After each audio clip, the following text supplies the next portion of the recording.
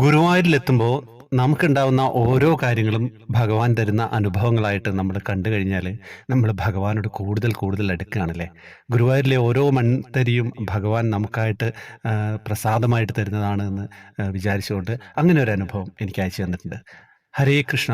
നമസ്കാരം സാർ. യൂട്യൂബിൽ ഞാൻ ഈ അനുഭവം മെസ്സേജ് ഇട്ടിരുന്നു. സാറ് പറഞ്ഞു വാട്സപ്പിലിടാൻ. 2 ദിവസം വൈകിയിട്ടുണ്ട്, ക്ഷമിക്കുക കേട്ടോ.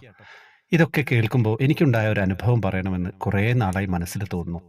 എൻ്റെ വീട് ഭർത്താവിൻ്റെ ആണേ തൃശ്ശൂർ ഊരകത്താണ്.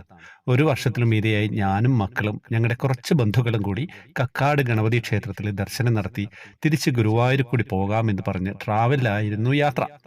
ട്രാവലറിൽ ഗുരുവായൂരിൽ ചെന്ന് അന്നദാനം കഴിച്ച് പുറത്തുനിന്ന് ഭഗവാനെ തൊഴുത് പാൽപ്പായസം, പഴം, പഞ്ചസാര ഒക്കെ ഷീട്ടാക്കി. പായസം വാങ്ങാൻ ക്യൂ നിൽക്കുമ്പോൾ ഒരു സുന്ദരിയായ പെൺകുട്ടി എൻ്റെ അടുത്ത് വന്നു. അവൾക്ക് കാലിന് ഇത്തിരി വയ്യായിക ഉണ്ടായിരുന്നു. കയ്യിൽ പഞ്ചസാരയും പഴവും ഉണ്ടായിരുന്നു. പായസത്തിന്റെ ചീട്ടുണ്ടായിരുന്നു. ചേച്ചി, പായസം എവിടെയാ കിട്ടാന്ന് ചോദിച്ചു. കയ്യിൽ പാത്രമില്ല. ചീട്ട് ആരോ കൊടുത്തതാണെന്നോ മറ്റോ പറഞ്ഞു. അവിടെ അത്രയും ആളുകൾ ഉണ്ടായിട്ടും ആ കുഞ്ഞ് എൻ്റെ അടുത്താണ് വന്നത്. ഞാൻ ഒരു ഡബ്ബ വാങ്ങി മോളുടെ കയ്യിൽ കാശുണ്ടോ എന്ന് ചോദിച്ചു. ഉവ്വെന്ന് പറഞ്ഞ് കാശ് തന്നു. ഞാൻ കൊടുക്കാ എന്ന് പറഞ്ഞു. വേണ്ടെന്ന് പറഞ്ഞ് കാശ് തന്നു. അങ്ങനെ ഞാൻ പായസം വാങ്ങി നോക്കുമ്പോൾ അവൾ അവിടെ ബെഞ്ചിലിരുന്ന് പഴം കഴിക്കുകയായിരുന്നു. കൂടെ അച്ഛനുണ്ടെന്ന് പറഞ്ഞു. എവിടെയാണ് എന്ന് ചോദിച്ചപ്പോൾ തെക്ക് ഭാഗത്ത് ഡബ്ബ കൊടുക്കുന്ന സ്ഥലത്തേക്ക് ചൂണ്ടിക്കാട്ടി. പക്ഷേ അവൾക്കവിടെ ഒരു പരിചയവും ഇല്ലാത്ത പോലെയായിരുന്നു. എവിടെയും ചേരാത്ത മറുപടി പോലെ. നല്ലൊരു സുന്ദരി മോളാണ്.